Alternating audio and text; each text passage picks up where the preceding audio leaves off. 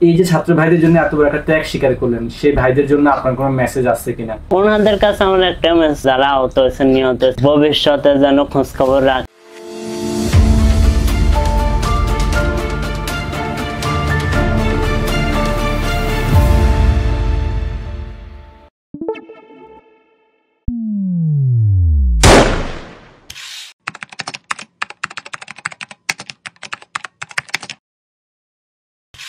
আমার নাম মোহাম্মদ আমজাদ হোসেন। আমি 5 আগস্ট যাত্রাবাড়ি থানার সামনে আহত হয়েছি। 14 তারিখে আমাদের মার্কেট অফ করেছে। মার্কেট অফ করে দেওয়ার পরে হিয়ার পরের দিন আমি আন্দোলন রাস্তায় অংশগ্রহণ করছি। অংশগ্রহণ করার কারণ একটাই, আমার 14 তারিখে যাত্রাবাড়িতে একসাথে পুলিশে গুলি করে 15 জন মেরে ফেলছে, আরো 5 জন আহত করে ফেলছে। আহত করার পর আমি রাস্তায় নামছি। নামার পর আর আমি এইগুলা দেখি বাসায় ফেরত যাইতে পারি না। আমি রাস্তায় প্রতিনিয়ত আন্দোলনে ছিলাম। 5 আগস্ট দুপুর 2টার দিকে সব ঠান্ডা ছিল। পরে লাস্টে যাত্রাবাড়ি গেট সেনাবাহিনী ব্যারিকেড দিয়ে ঘিরা দিয়ে রাখছে। এক সময় ব্যারিকেড সারি সেনাবাহিনী চলে যাওয়ার পরে ওনারা 500-600 পুলিশ ছিল, 1-150 ছাত্রলীগের ফলাফল ছিল, নেতারা ছিল, ওনারা সবাই একসাথে ফায়ার শুরু করে। ফায়ার শুরু করার পর আমি এক সময় পায়ে গুলি খাই। প্রথমে ওনারা পায়ে গুলি করার পর আমি পড়ে গেছি ওই জায়গায়। 5-6 মিনিট ওই জায়গায় শুয়েছিলাম। শুয়ে থাকার পরে 2-3টা পুলিশ আমার সামনে এসে 5-6 হাত দূরে আসে আমার চোখ টার্গেট করে 1 রাউন্ড গুলি করছে। করার পর আমার 2 চোখের নগদ আলো বন্ধ হয়ে গেছে, আমি আর চোখে দেখতে পাই না।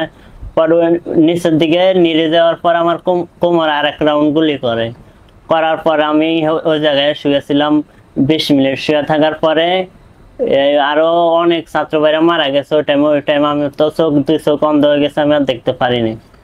পরে 20 মিনিট শুয়ে থাকার পর আমার ছাত্র ভাইরা আবার উল্টা পুলিশরা দাওয়া করছে। দাওয়া করার পরে 20 মিনিট পর আমার ওই জায়গা থেকে উঠে নিয়ে গেছে। ঢাকা মেডিকেলে 2-3 ঘন্টা ছিলাম, কোনো সিরিয়াল ছিল না। সিরিয়াল না থাকার পর আমাকে রাতে 10টার দিকে হেলথ কেয়ারে নিয়ে যাওয়া হয়েছে শ্যামলীতে। হেলথ কেয়ারে নিয়ে যাওয়ার পর ওই জায়গায় পুরা রাত শরীর পুরাটা মারা করাইছি। করার পরে পরের দিন বড় ডাক্তার আছে, ডাক্তার আসে বলে 1,20,000 টাকা শুধু পায়ের বুলেট খুলতে লাগবে। ওই টাইমে আমাদের এত টাকা পয়সা ছিল না। পরে নোয়াখালীতে চলে আসছি আমরা, ওই জায়গাতে রিলিজ করে দিয়েছে। নোয়াখালীতে আসে পায়ের বুলেট বাইর করছি 35,000 টাকা দিয়ে। 50,000 টাকা দিন পায়ের বুলেট বাইর করে ওনারা রিলিজ করে দিয়েছে। চট্টগ্রাম পাহাড়তলী হসপিটালে পাঠাইছে। ওই জায়গায় আমাদের নেয় নাই, ওই জায়গায় অবস্থা খারাপ দেখি নাই। চকবাজার মেডিকেল পাঠাইছে চট্টগ্রাম। হিয়ানা 7 দিন ছিলাম, 5টা ড্রেসিং করছে, চোখের কোনো চিকিৎসা নেই। চোখের জন্য পাঠাইছে। এবার হিয়ানতে রিলিজ করেছে চট্টগ্রাম থেকে ঢাকা মেডিকেলে। ঢাকা মেডিকেল ছিলাম 2-3 দিন। হিয়ানো চোখের কোনো চিকিৎসা নেই, শুধু পায়ের ড্রেসিং হয়েছে। পরে পায়ের চিকিৎসার জন্য কেউ খোঁজ খবর পায় না ওই টাইমে। পরে এক সময় খোঁজ খবর পাইছে আসিফ ভাই, এরা খোঁজ খবর পাইয়া, ফারাবি ভাই, ওনারা খোঁজ খবর পাইয়া পরে জাতীয় চক্ষু বিজ্ঞানী আমার ভর্তি করাইছে। ভর্তি করার পরে 1 চোখ আগে তো আমার বাম চোখ ডান চোখ যেটা আগে ড্যামেজ হয়ে গেছে। বাম চোখে একটু আলো ছিল, লাইটের আলো দেখতে পাইতাম। ওইটা অপারেশন করা হয়েছে আমার। করার পরে ওই আলোটা কাটা গেছে। কাটা দেওয়ার পর আমার পায়ের জন্য ওনারা আবার পঙ্গুতে রিলিজ করছে। পঙ্গু থেকে আমি পায়ে প্লাস্টিক সার্জারি করে পুরো ওকে করি বাড়িতে চলে আসছি। চলে আসার পর আবার 10-15 দিন পর আবার নিউরোসায়েন্সে গিয়ে ভর্তি হয়েছি। আমার মাথা অপারেশন করার জন্য মাথার থেকে 115টা বুলেট বের করছে, অপারেশন করি। এখনো শরীরে সিডা বুলেট 300-400 উপরে আছে, পুরো শরীরে 300-400 বুলেট আছে শরীরে। আমার চোখে একটা অপারেশন হয়েছে, বাম চোখ যেটা চোখে, কিন্তু চোখের কোনো উন্নতি হয় না অপারেশন হয়ে। চোখের মধ্যে এক্স-রে রিপোর্ট যেহেতু ডাক্তাররা করছেন, সেখানে চোখের ভিতরে কি পরিমাণ স্প্লিন্টার বুলেট ঢুকছে? ডাইন যেটা এটার মধ্যে 18টা আছে, 18টা থেকে একটাও বের করা হয় না। আর বাম থেকে 8টা থেকে 5টা বের করা হয়েছে, আরো 3টা আছে। ডাক্তারকে আমি প্রথম থেকে বলছি, আমার প্রথম থেকে যারা নিয়ে ভর্তি করেছে ওনারা বলতেছে আপনারা দ্রুত করে আমজাদকে দেখেন, যদি আমাদের 1 চোখও ভালো আমরা আমজাদকে দেশের বাইরে পাঠাবো। ওনারা ডাক্তার ডিরেক্টর স্যার বলতেছে না, ওর চোখ তো আর ভালো হবে না, ওকে বাইরে নিয়ে চিকিৎসা করাইলে ও চোখ আর ভালো হবে না। চলতে ফিরতে প্রবলেম হয়।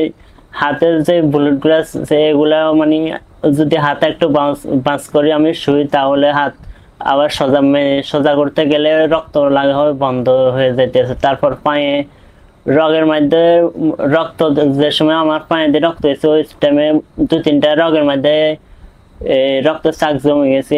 চাক গুলা না বের করলে পা মানে প্রতিনিয়ত ব্যথা করতেছে। রক্ত চাক গুলা বের করতে হবে পায়ের থেকে, রগের যে চাক গুলা জমে আছে রক্তের গুলা। আসলে যাত্রাবাড়ি যে এলাকাটায় এই আন্দোলনটা হয়েছে, ওই জায়গায় যে একটা পুলিশকে চিহ্নিত করে একটা মামলা করবে ওইরকম কোনো অবস্থান নাই এখন বর্তমান। ওই জায়গায় কোনো সাংবাদিক ছিল না, কোনো টিভি চ্যানেলও ছিল না যে একটা পুলিশকে ধরে ধরে ওনারা মামলা দিতে পারবে এখন চিহ্নিত করে যে একটা যাই থানায় মামলা দিতে পারবে। কিন্তু যাত্রাবাড়ি এলাকাটা সবচাইতে ভয়ঙ্কর এলাকা ছিল। যেরকম শাহবাগ এলাকাটা ছিল ওই জায়গায় অনেক টিভি চ্যানেল ছিল, ওই জায়গায় এখন যে পুলিশগুলা ছিল ওই পুলিশগুলাকে এখনো মামলা দিতে পারতেছে। কিন্তু যাত্রাবাড়ি এলাকায় এখনো বর্তমানে মনে হয় না একটা পুলিশও মামলা খাইছে। আসলে বর্তমানে যে সরকারে আসুক না কেন, ভবিষ্যতে যেন স্বৈরাচার সরকারের মতো কেউ যেন না এই কাজ করে। ভবিষ্যতে অতীতের মতো যে কোনো স্বৈরাচার সরকারের মতো যে কেউ মানুষকে না হত্যা করতে পারে, এরকম অবিচার মানুষের উপর নির্যাতন না করতে পারে, এটা সবাই ভবিষ্যতেও সবাই এটার উপরে নজর রাখবেন যেন অতীতের মতো স্বৈরাচার ভবিষ্যতে না আসতে পারে, এটা সবাই নজর রাখবেন এটা নিয়ে।